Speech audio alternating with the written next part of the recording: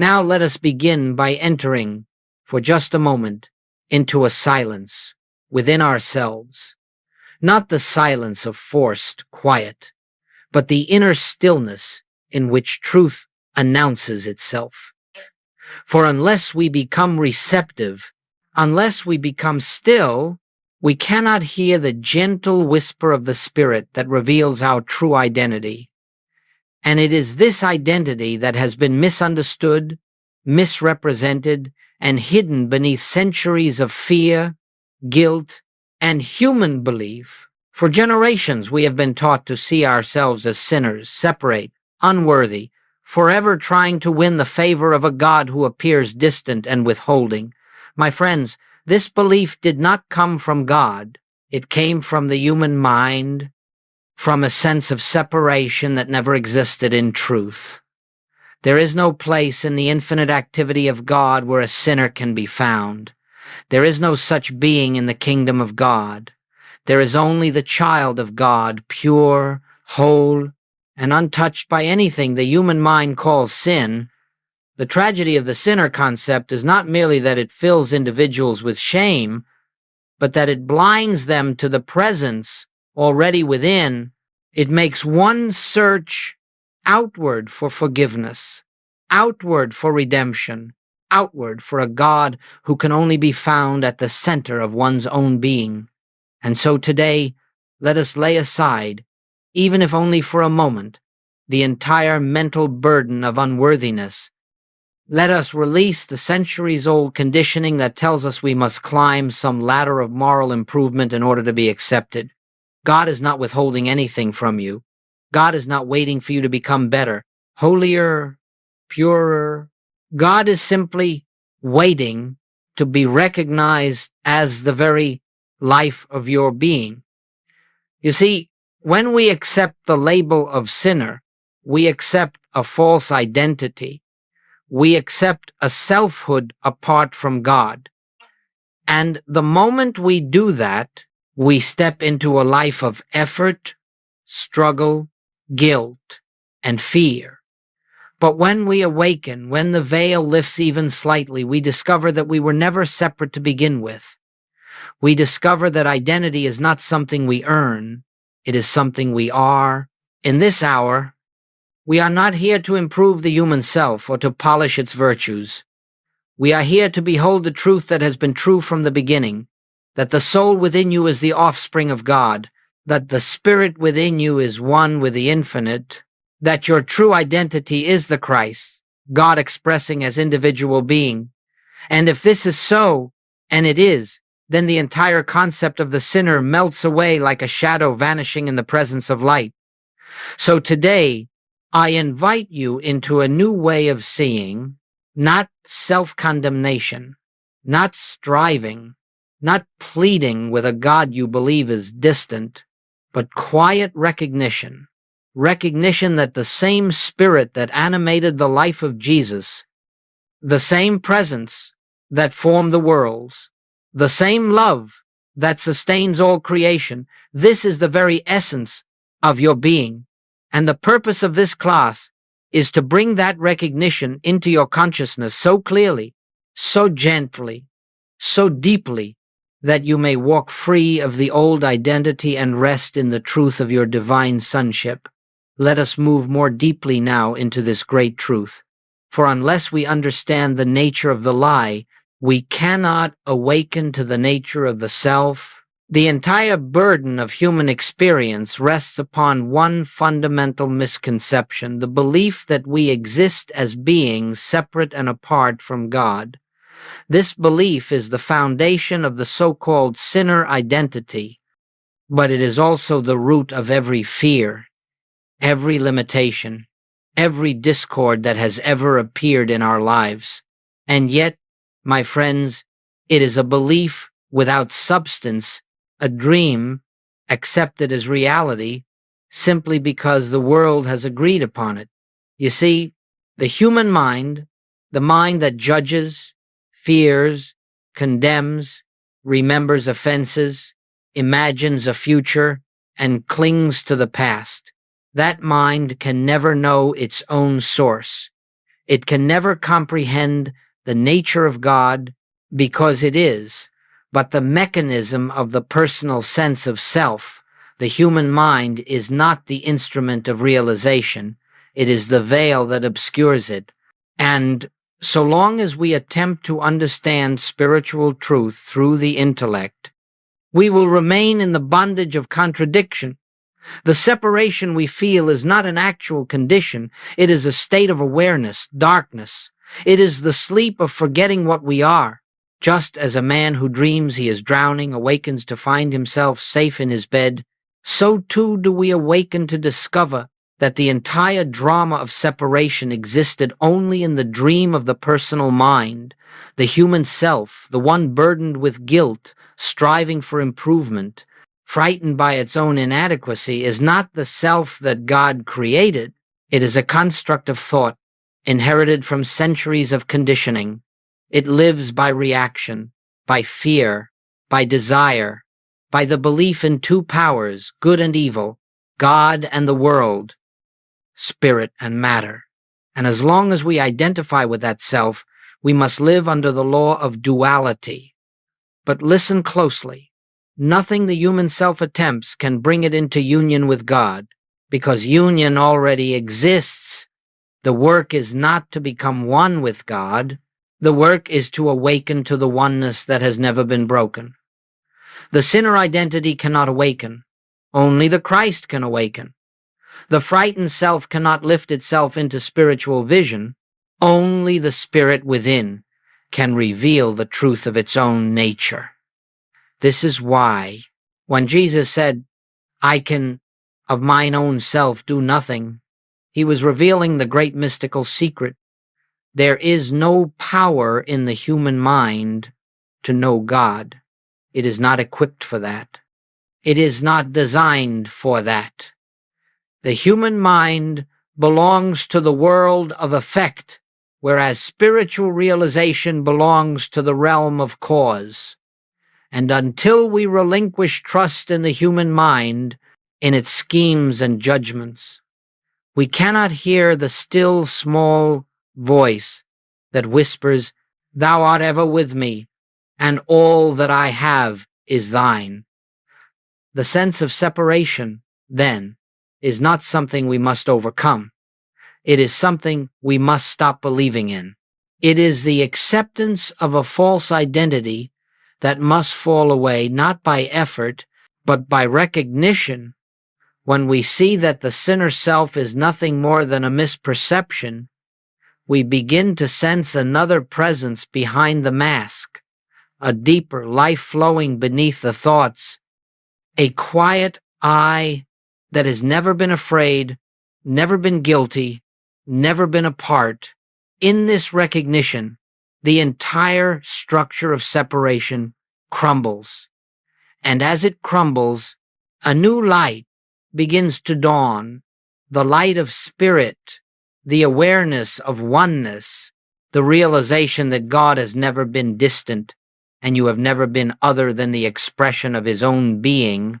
There comes a moment in the life of every earnest seeker, a moment that is not announced by trumpets nor accompanied by any outward sign, when something within begins to loosen its grip upon the old identity. Perhaps it arrives in a moment of weariness, perhaps through deep silence, perhaps in the midst of great difficulty. But however it comes, it is unmistakable. It is the dawning realization that the personal self, with all its striving and struggling, has never been the real doer of anything. And when this dawns, even faintly, a profound turning takes place in consciousness. It is here that we begin to see the bankruptcy of human effort, not because effort is morally wrong, but because it is spiritually useless. The personal mind, in its attempt to solve problems, reform itself, overcome its faults, or achieve spiritual merit, cannot accomplish what it seeks. Why?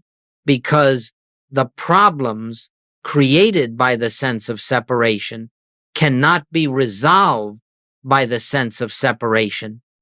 A self apart from God can never bring itself into union with God. It is like trying to lift oneself by one's own bootstraps. This dawning recognition is the turning point. For the first time, we glimpse the meaning of the words, "I can of mine own self do nothing." And if we sit quietly with that statement, not rushing to interpret it, not resisting it, but simply allowing it to penetrate, we experience a freedom the human self has never known. For in recognizing that the personal self can do nothing, we are simultaneously recognizing that something else, something deeper, something eternal, must be the true life of us.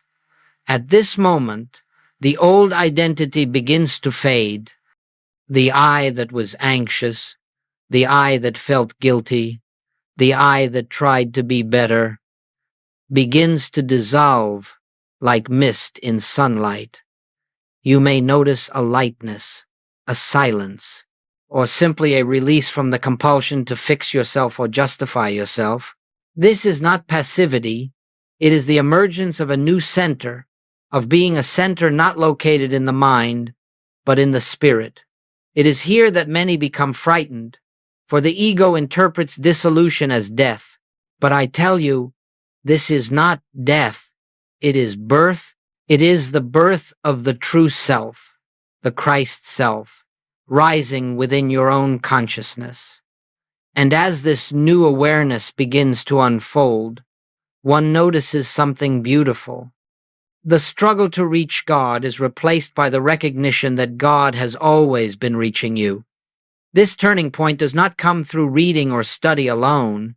It comes through receptivity, through the quiet willingness to let go of the belief that your life is sustained, directed, or redeemed by human means.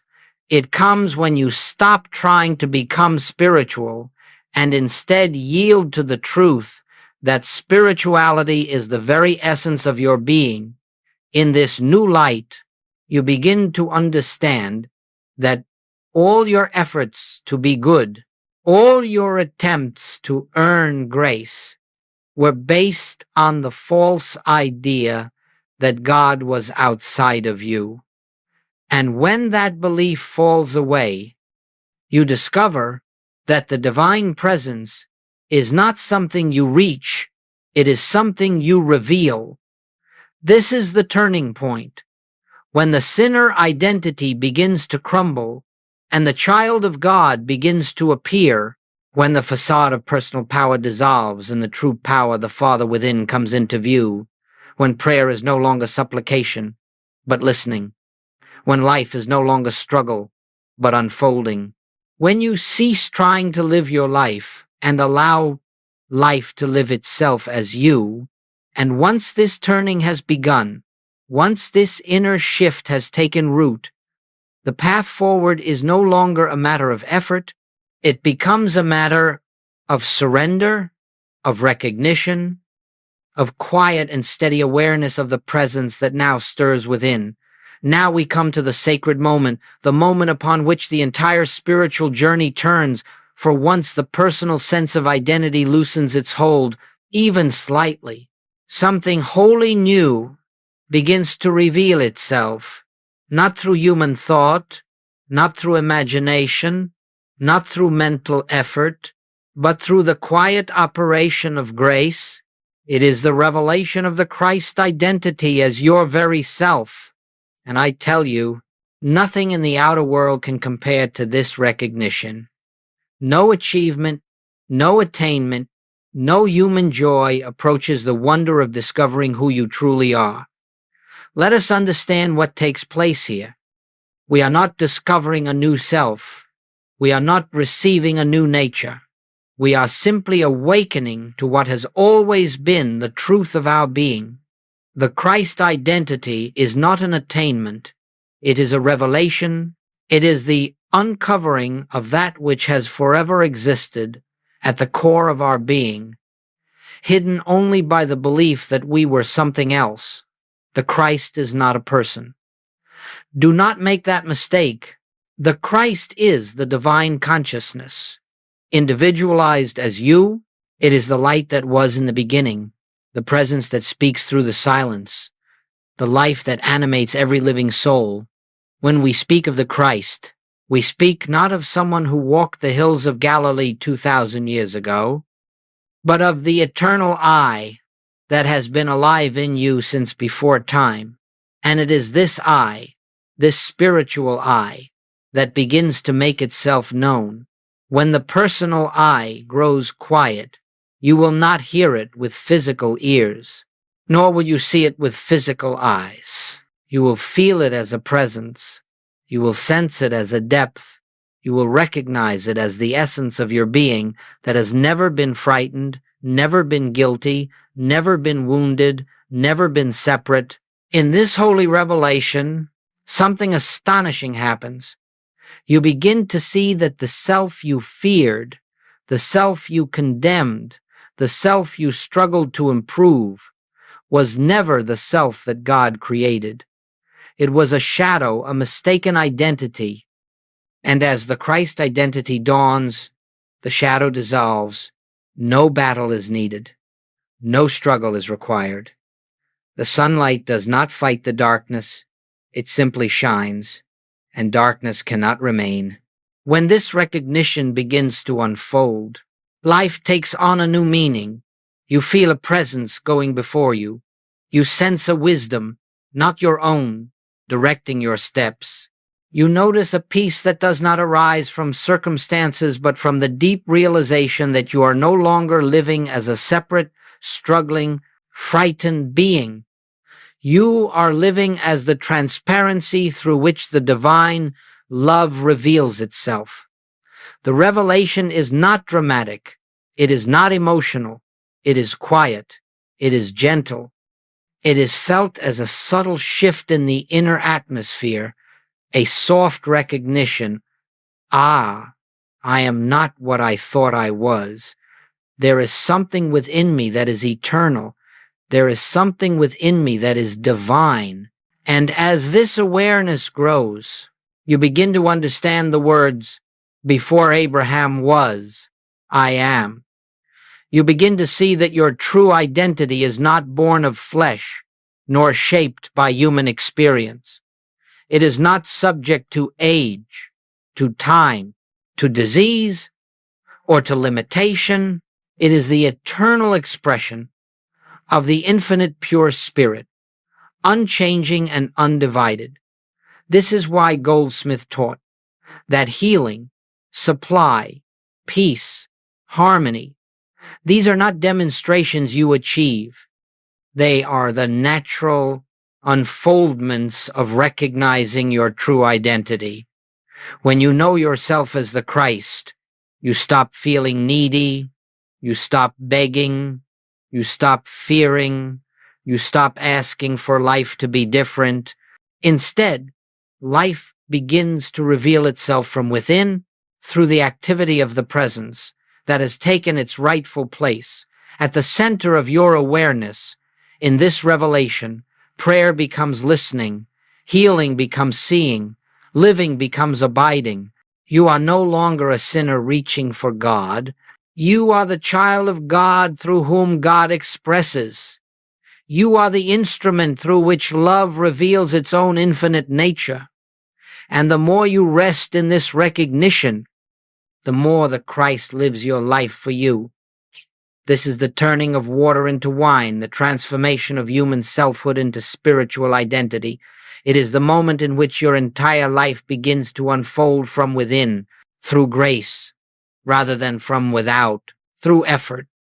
And from here forward, everything changes, not because you have changed yourself, but because you have awakened to the self that never needed changing.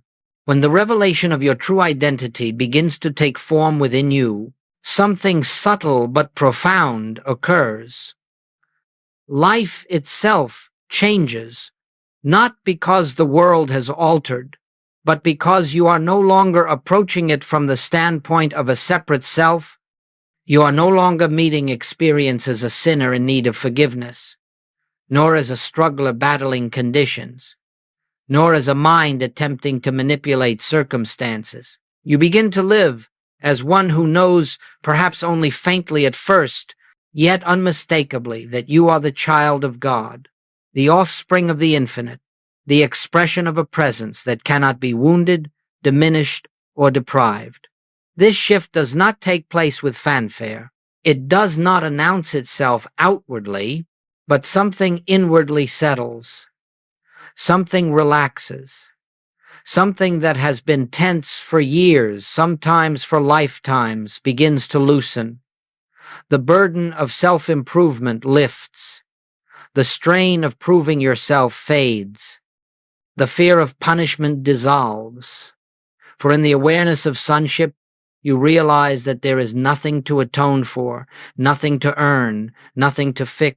You begin to understand that the entire drama of guilt and redemption belongs only to the realm of the personal mind, and that the spirit within you has never participated in it.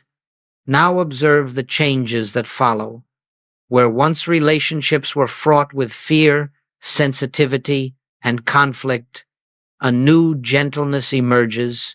You begin to see others not as struggling sinners, not as threats, not as sources of harm or disappointment, but as fellow expressions of the same divine life. You cannot hold resentment while recognizing the Christ in another. You cannot fear those in whom you see the presence. And so, without effort, forgiveness arises not as an act of the will, but as the natural fragrance of recognizing the truth in your affairs. 2. Transformation begins.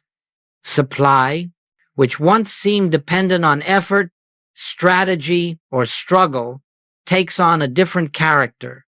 It begins to unfold as spiritual provision, coming from directions you could not have imagined, arriving without strain, maintaining itself without anxiety. Why? Because the child of God lives by grace, and grace does not depend on human merit or human planning. Grace is the natural outflow of oneness with the infinite source.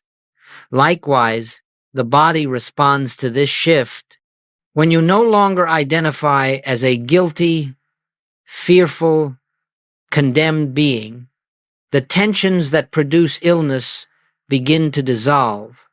Healing does not come as a miracle performed upon you or as a reward for faith.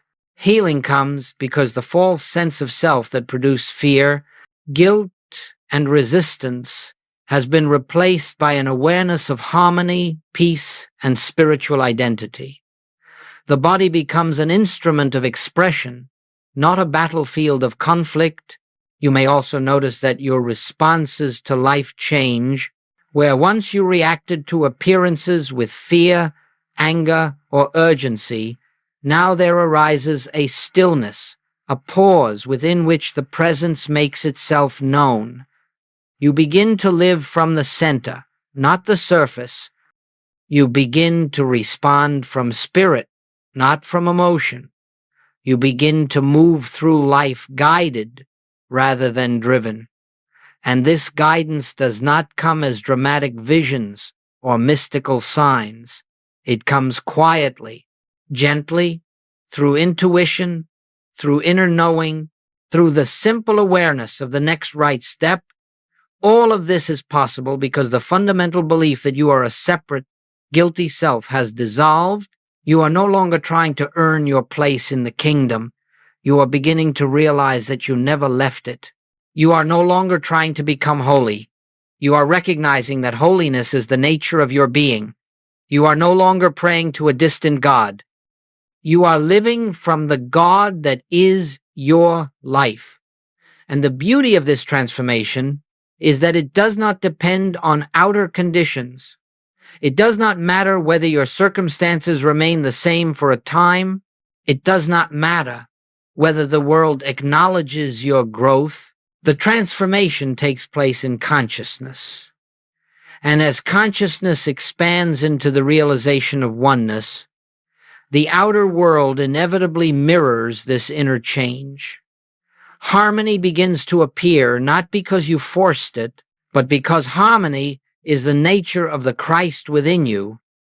Thus, the old identity dissolves and a new way of being emerges, effortless, graceful, quiet, yet infinitely powerful.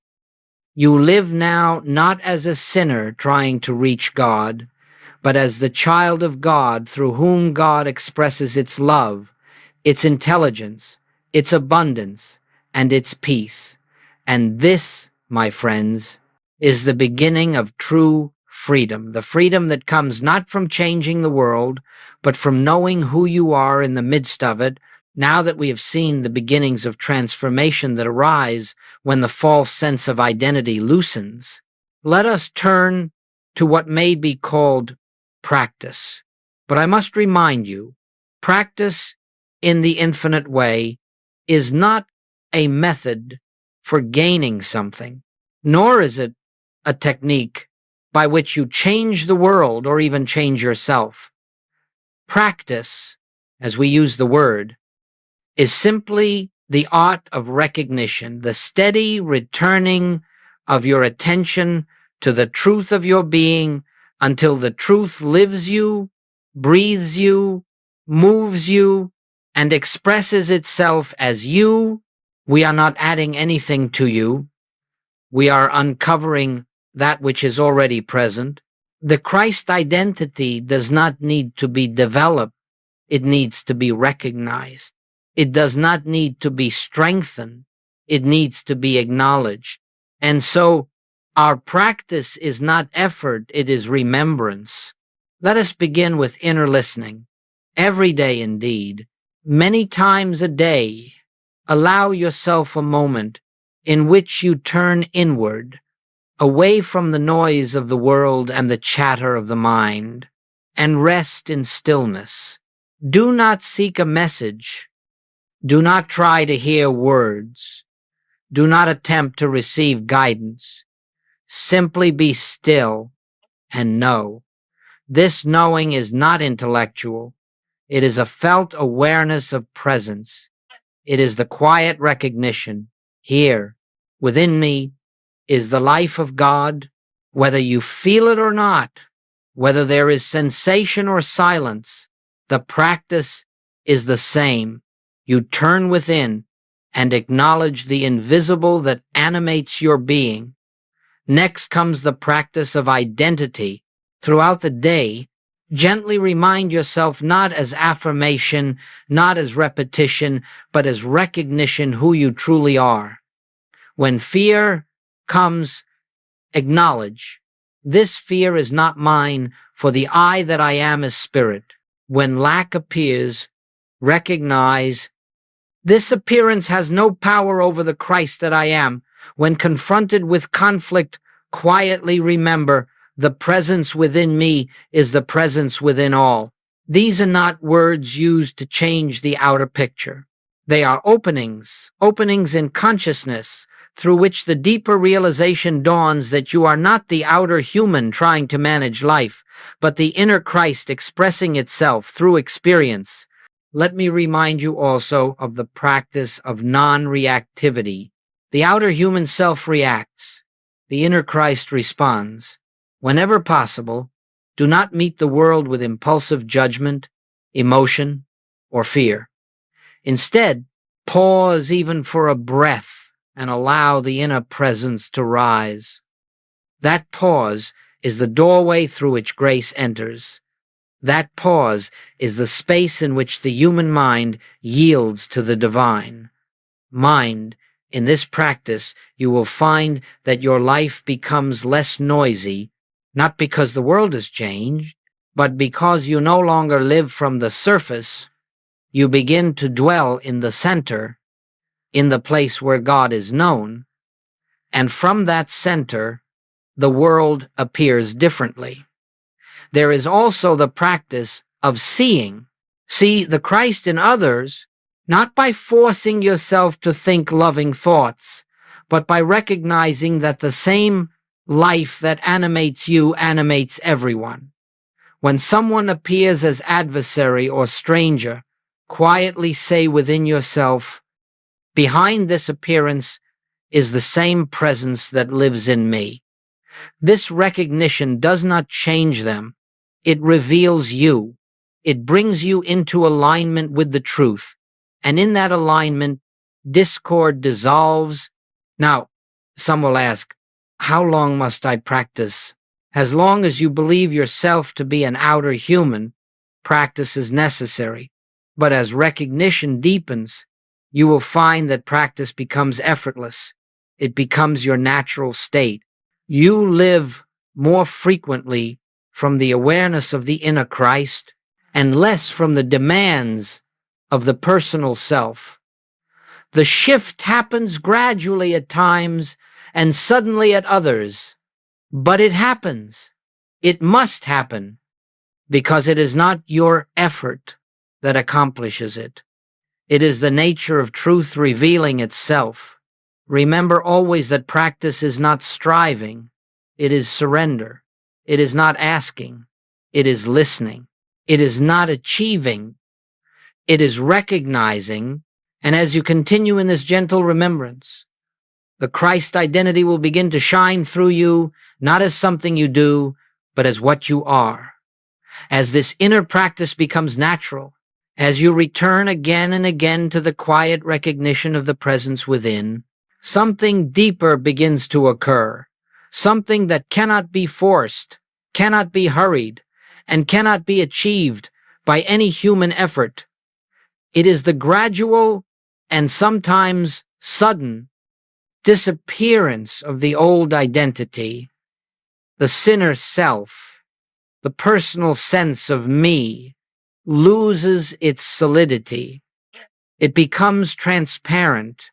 It no longer holds the authority it once had over your thoughts, your emotions, or your experience. In this deepening, the belief that you are a separate, struggling being fades like the echo of a dream you no longer quite remember. This is not an experience of dramatic visions or emotional intensity.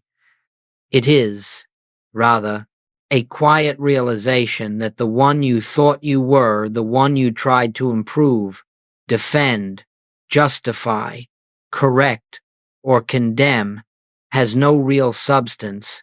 You begin to see that the personal self was never the self at all. It was merely a mistaken belief, a shadow formed by ignorance. The moment this is seen, even faintly, the shadow begins to vanish, not by battle, not by prayer for deliverance, but by the simple dawning of light. It is here that many students ask, what do I do when old patterns return? What do I do when fear resurfaces or when old emotions arise? And the answer is beautifully simple. Do nothing. Do not fight them. Do not push them away. Do not claim them as your own. For they do not arise in the Christ. They arise in the remnants of the old identity, and their appearance is merely the indication that the deeper self is making itself known, dissolving that which never truly belonged to you. You are not responsible for erasing these patterns. You are responsible only for recognizing that they do not define you. Let them pass like clouds across the sky of your consciousness. Do not identify with them. Do not follow them. Stand still. In your stillness, in your non-reaction, the sinner identity fades as this process continues. Something even more beautiful occurs. You begin to feel the presence as your very self, not as something you touch occasionally in meditation, not as an experience that comes and goes, but as the essence of your being. A quiet joy appears unattached to circumstances. A profound peace arises independent of conditions. A sense of inner stability emerges so anchored that no storm of emotion, no surge of fear, no outer circumstance can shake it. This is not because you have become stronger. It is because the you that could be shaken is dissolving. The child of God is emerging, and the child of God does not live by the world's law. The child of God is sustained by grace, guided from within, protected not by outer defenses, but by the very nature of divine presence. You may notice that in this deepening, the need to control life diminishes. The compulsion to explain yourself, to justify yourself, to prove yourself in subtle ways or obvious ones loses its force. Why? Because the self that demanded validation is no longer the one living your life. You begin to feel, perhaps for the first time, that life is living you, that love is expressing itself as you, that wisdom is guiding your steps. This deepening also brings with it a new humility, not the humility of unworthiness, but the humility of truth, the recognition that I, the personal I, can do nothing, because the personal I is not the one who lives. The only I that truly exists is the I of God, the I of Christ, the I that is infinite, eternal, complete. When this is seen, the sinner identity falls away naturally. There is no more room for self-condemnation when you understand that the self you once condemned was never yourself at all. And as the sinner identity dissolves, you begin to live with an ease you may never have known. You begin to relax into the simple, profound truth. I live, yet not I. Christ liveth as me. In this realization, life becomes harmonious, not because challenges vanish, but because you no longer meet them as a vulnerable, separate self. You meet them as the transparency through which the presence expresses itself. And in that realization, even the challenges become opportunities. Opportunities to rest more deeply in the truth of who you are. This is the deepening, the quiet, effortless disappearance of the false, and the gentle, luminous appearing of the real. Not two selves battling, but one self revealing. Itself is the only self there is. As this deepening unfolds, as the old identity dissolves and the awareness of your true sonship becomes the ground from which you live, you will find that the world begins to respond to you in ways that may seem mysterious, even miraculous, when viewed from the standpoint of the personal mind. But remember, these are not miracles. They are the natural effects of a consciousness aligned with its source. They are the fruit of living as the child of God rather than the sinner of the world. When you live as God's child, something happens. Without your saying a word, you carry an atmosphere with you. You may not feel it, but others will. Your presence will begin to soften hardened attitudes, calm troubled hearts, and dissolve discord. Simply because the presence within you is active and the world responds to that presence. Even if it does not understand it, people will say, I feel peaceful when you're near, or I don't know why, but I can talk to you. And they will not realize that they are responding not to your personality, but to the Christ, shining through your transparency. In your relationships, you will notice that conflict begins to lose its hold. Arguments that once ignited easily now dissipate before they take form. Why? Because resistance can find nothing in you to cling to. The Christ in you does not react, does not defend, does not retaliate, and without reaction, conflict has no life. The sinner identity always resisted. The child of God simply sees, beholds, forgives, and understands. And in that non-resistance, harmony blossoms where discord once grew. In your work or daily activities, you will discover that opportunities arise without your seeking them. People are drawn to the peace you radiate. They sense integrity, wisdom, stability, not as traits of human character, but as the quiet fruits of a consciousness grounded in spirit. You may find that solutions come more swiftly, not because you think more cleverly, But because your mind is no longer cluttered with fear and self-concern, intuition flows, guidance appears, and actions unfold with grace. This is the activity of the presence, not the effort of the human mind. Even your environment responds. You may walk into rooms where tension dominates and feel the atmosphere shift without your uttering a word. Animals, children, and sensitive souls feel at ease near you because they respond instinctively to the inner peace that radiates from you.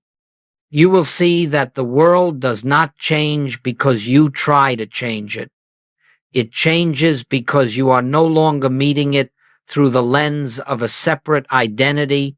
You are meeting it through the recognition that all life is one, life appearing in infinite forms. Supply becomes a different experience as well. You cease to chase after it, and it ceases to run from you. As Goldsmith taught, supply is not something you get, it is something you reveal.